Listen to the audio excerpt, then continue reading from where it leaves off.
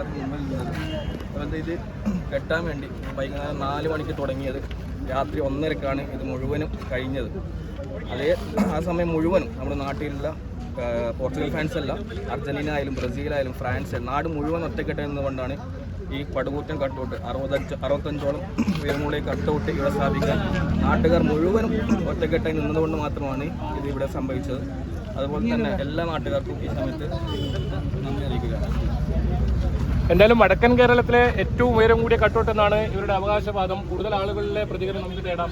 എങ്ങനെയാണ് ഇത്തവണ എന്തായാലും പോർച്ചുഗൽ ആരാധകർ വിജയിക്കുന്ന കപ്പ് തോക്കും തന്നെയാണോ?